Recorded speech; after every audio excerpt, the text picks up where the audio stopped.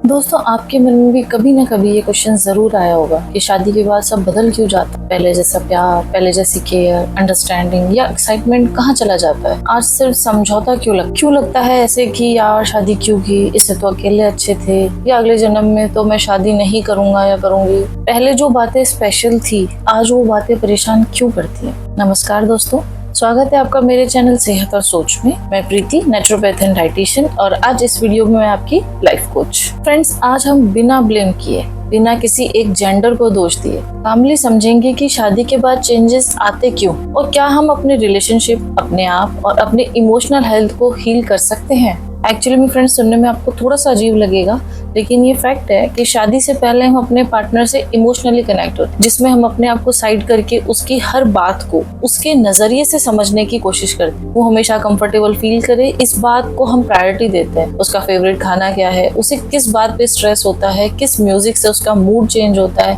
हम सब कुछ याद रखें। और ये सब सिर्फ इम्प्रेस करने के लिए नहीं करते हैं, बल्कि एक जेन्युइन कनेक्शन बनाने के लिए हम करते हैं। तब ना तो हमारे बीच में ईगो होता है, ना मैं क्या चाहता हूँ या चाहती हूँ, मुझे क्या चाहिए, ये सोच भी हमारे बीच में नहीं होती। सिर्फ एक फीलिंग होती है कि मैं इस इंसान को हैप्पी देखना चाहती हूँ या चाहता हूँ, ये कंफर्टेबल फील करे, बस यही सोचते हैं। तो अब क्वेश्चन ये उठता है कि क्या सच में लोग बदल जाते हैं शादी के बाद? शायद नहीं, पर उनकी एनर्जी, उनका इमोशनल बैंडविड्थ बदल जाती है। और सबसे पहले जो चीज़ कम होती है वो है सुनना और फील करना, महसूस करना। शादी से पहले हम सिर्फ देते हैं बिना एक्सपेक्ट किए, और शादी के बाद हम सिर्फ लेते हैं बिना समझे कि सामने वाला क्या फील कर रहा है। पहले हम सोचते हैं मैं क्या कर सकता हूँ जिससे वो खुश हो, और अब सोचते हैं कि वो मेरे लिए क्या करता है या करती है, या उसने मेरे लिए क्या किया। ये शिफ्ट होता है प्यार से एक्सपेक्टेशन में और कनेक्शन से कंपैरिजन में। और दोस्तों, जहाँ एक्सपेक्टेशन बढ़ने लगती है वहाँ डिसअपॉइंटमेंट्स भी बनने लगते हैं।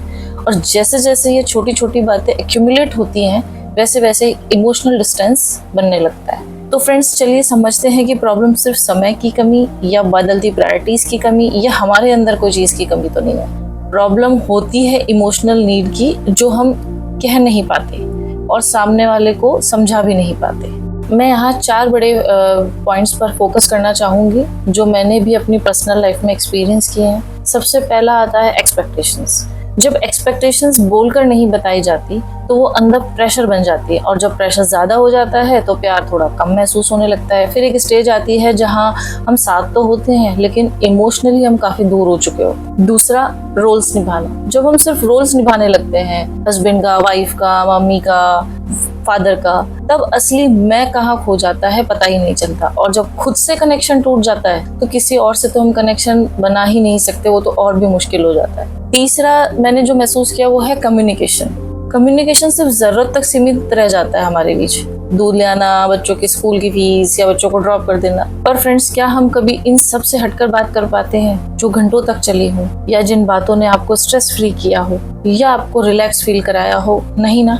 इसीलिए दोस्तों, यहीं से इमोशनल इंटीमेसी कम होने लगती है और धीरे धीरे खत्म हो जाती है। और फोर्थ पॉइंट है लिसनिंग पावर। आफ्टर मैरिज हम सुनते नहीं हैं, सुनना बंद कर देते हैं। हम तुरंत रिएक्ट करते हैं किसी भी बात पे। लड़ाई किसी एक की गलती पे या किसी एक रीजन से नहीं होती है, लड़ाई होती है ना सुने जाने की फीलिंग। तो दोस्तों, ये तो वो 4 मेजर रीजन थे जिनसे मैरिज लाइफ में प्रॉब्लम आती है। फ्रेंड्स, शादी के बाद लोग बदलते नहीं है, वो सिर्फ अपने दर्द को छुपाना सीख जाते। फ्रेंड्स, आप इन सबको ठीक कर सकते और आप ही ठीक कर सकते हैं, कोई और नहीं कर सकता है। अब आप वो कैसे कर सकते हैं, वो 4 चीजें मैं आपको बताती हूँ। तो फ्रेंड्स, अब बात आती है कि हम ये सब ठीक कैसे करें, क्या बदलने से सब ठीक होगा, क्या करना चाहिए हमको। तो देखिए, जो प्रॉब्लम्स हैं उन्हीं प्रॉब्लम में इसका सॉल्यूशन भी है। तो सबसे पहला सॉल्यूशन है एक्सपेक्टेशंस पे बात करो, सप्रेस मत करो। सबसे अच्छा तरीका है कि आपको जो भी एक्सपेक्टेशन है अपने पार्टनर से, उसे खुल कर डिस्कस कीजिए।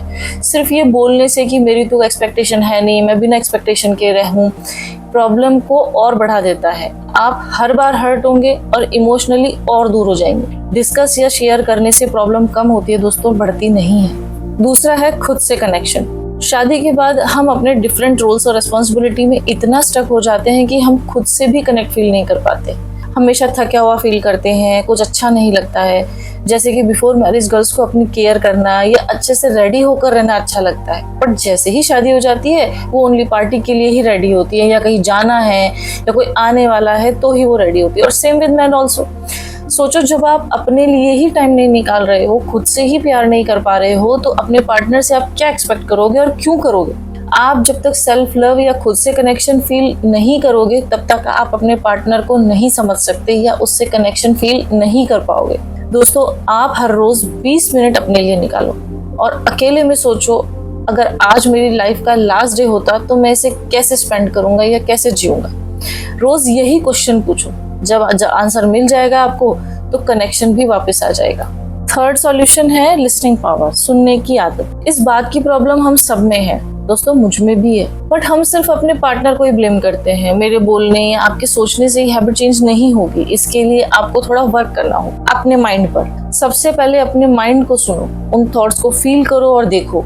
जो माइंड में क्वेश्चंस और थॉट्स की जो इतनी सुनामी आई हुई है ना, उसे देखो आप, क्योंकि यही वो प्रॉब्लम है जो आपको अपने पार्टनर्स की सुनने नहीं देती है। उसकी बातों से ज्यादा तो आपके माइंड में थॉट्स चल रहे होते हैं और हम वेट करते हैं कि कब सामने वाला मुंह बोलना बंद हो और हम बोले। तो फ्रेंड्स, ये तो बात हुई सॉल्यूशंस की।